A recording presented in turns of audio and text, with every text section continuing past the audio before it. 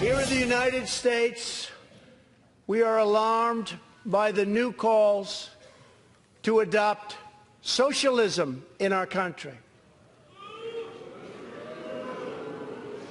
America was founded on liberty and independence, and not government coercion, domination, and control. We are born free, and we will stay free. Tonight, we renew our resolve that America will never be a socialist country. All right, we will never be a socialist country, but look at all these 2020 candidates. The president last night, the state of this union is strong and stating in no uncertain terms America will never, ever be a socialist country, unless, of course, we foolishly want false promises of security and give up all our freedom. For example, look at Congresswoman Ocasio-Cortez, not exactly happy. Freshman lawmaker took to the airwaves after the speech saying the president feels threatened by her insane policies. All right, joining us now is, I guess you don't do a whole lot of interviews for reaction, is acting White House Chief of Staff Mick Mulvaney. How do you like this job versus where you were? And I love this job. It's good to see you. It's my first time here. I'm never up at this time of night. Thanks a lot. You don't watch my show. I appreciate it. I'm always in bed. I work very hard to get there first thing in the morning for the boss. So I thought the speech was a blast. I thought that was what you just showed was my favorite line of the whole night.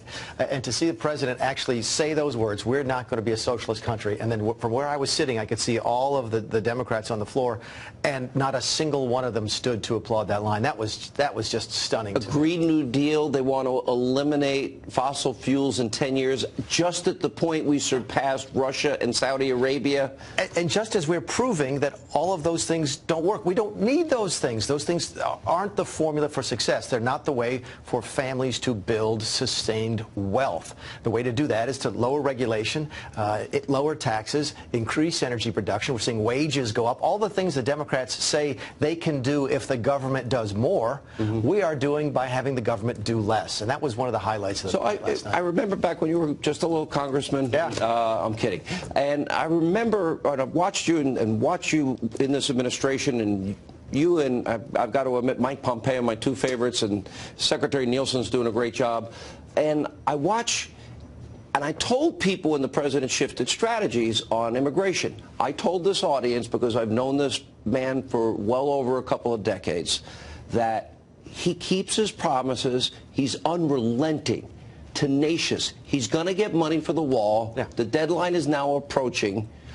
I think he's got two options: just use the military, as he's now doing, as Obama did and Bush did, or the national emergency. Yeah, he said it very clearly last night. He's going to get it done. In fact, I think he put his hand up to take that oath, that he was going to get it done. And he is. We would love to work with Congress to do that. That's the right way to do it. It's the easiest way to do it. It's the fastest way to do it. But if Congress won't participate and won't go along, we'll figure out a way to do it with executive authority. And let's be clear about this, legal executive authority. This is not a circumstance of the president overstepping his bounds. We know the next step. They're going to go judge shopping, California, Oregon, Hawaii, wherever, knowing that they're likely to get a liberal justice. That'll then go to the Ninth Circuit. Is there a way? I know Pat Cipolloni's the White House counsel. Is there a way to expedite this and get it right to the Supreme Court because it is an emergency? Yeah, there's a couple different ways that we can do it, and we're looking at all of them. You've just laid out exactly one of the challenges that we face. So how are we going to approach it if it comes to this? Find the money that we can spend with the lowest threat of litigation, and then move from that pot of money to the next pot that maybe brings a little bit more threat of litigation, and then go through the budget like that. Remember that the president asked us 8 months ago to start looking for every pot of money that we could find. I was involved with it in my previous job over as the director of OMB. I heard you found somewhere around $9 trillion. Trillion? No, not 9 trillion. No, I'm sorry, I didn't mean $9 billion. I got to get my B's, T's, and M's straight now. $9 billion. I heard you found $9 billion. If you know where I can find 9 trillion, please let me know. I'll let you know. So, is that true? We have access, legal access to substantially more than $5.7 billion. That's a serious amount of money, and that would get the job done, because the 5.7 is only for the wall, but we need new technologies, and we need more agents, and we need other And the president has been very straightforward about that. If, in fact, you go back to the beginning of the shutdown when we told the Democrats in writing what we wanted, we listed all of those things. We also said, by the way, it's not a, to use their words, medieval wall. It's not 2,000 miles coast to coast. Yet you still hear the Democrats going on TV and say medieval walls don't work. They've lost the debate here. So my Sean. question is, the president tweeted out, and I agree with him, the Democratic Party has moved solidly to the left. Look at those that want to vie for the 2020 Democratic nomination. Kamala Harris wants to get rid of all private health care. And that means we're forced into one government-run system. Elizabeth Warren, a wealth tax.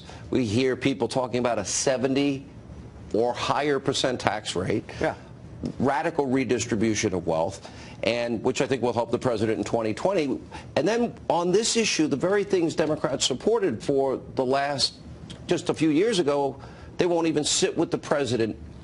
How can you get anything done with that opposition? Go back to their policies. If there is one silver lining to the terrible tragedy in Venezuela right now, and it is a humanitarian tragedy of epic proportion, but the one silver lining there is it's re-educating an entire generation of Americans what's wrong with socialism. Because what you've just laid out, that all the Democrats are offering us, has been put into place in Venezuela, and look what's happening. People have lost 20% of their body weight in the last couple of years. It doesn't work. It never has worked. One of the things that always stuns me about socialists is that despite the fact that history is just littered with examples of how it doesn't work and hurts people, they come out and say, well, they just didn't do it right. If you give us the power to do it, if you elect us, we'll be socialists and we'll do it right this time. Until, of course, you run out of other people's money. The president also talked a lot about foreign policy, more specifically the summit, Vietnam, with Kim Jong-un. No hostages returned. We had American soldiers return from the 50s. No more missiles in 15 months.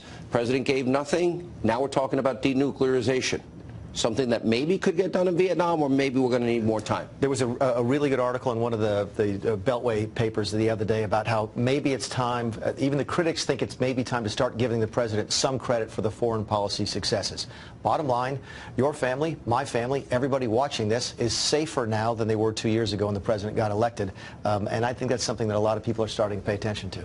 All right, Mick Mulvaney, Chief of Staff of the President. You want a permanent job there? I like it. I'm having a great time. All right, good to see you. Thank you for being with us. This is the moment that is getting things moving today. Take a look.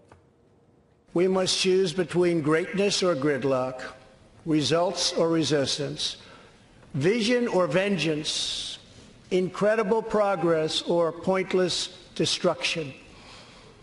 Tonight, I ask you to choose greatness.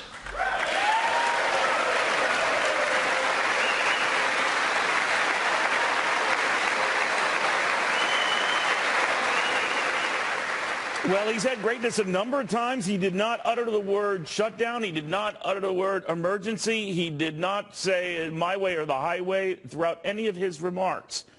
And Mark Weinberg noticed. Mark, of course, Ronald Reagan's former assistant press secretary, best-selling author. And you were helping me on our coverage on Fox Business, Mark. And one of the first things that came to mind is this reaching across the aisle, this idea that much like the Gipper, Ronald Reagan, each side has a chance to help the other side. He exercised that last night. What did you think? It was a good move. It's the right thing to do. He's got to go beyond his core base and bring in people. After all, the House now is controlled by Democrats. And Donald Trump is president of all the people. He's not just president of his base. Reagan knew that. He reached across the aisle. Remember, there were things called Reagan Democrats or Blue Dogs. And the Blue Evils and all that, right? Right. And remember the relationship that Reagan developed with Tip O'Neill, the speaker. That was perhaps the most important relationship that he had congressionally as president. Now, you know, it's interesting, too, because Reagan was famous for whatever we get out of a deal, do not make the other side look bad. Each side has got to walk away from this feeling that they got something. So if we get something we really like, don't rub it in their faces. John Kennedy pretty much the same way when negotiating tax cuts that sadly came to fruition after his death. I'm wondering whether the president was taking a page from history there. I hope so. I mean, it was on the eve of, today would be Reagan's 108th birthday, by the way. Right? Wow. Yeah, he'd be 108 today, the Gipper. So maybe President Trump was thinking about him a little bit last night. I sure hope so. But you're right. You can't spike the ball. You have to, everybody has to go home and be able to declare victory, and that's the only way they come back the next day.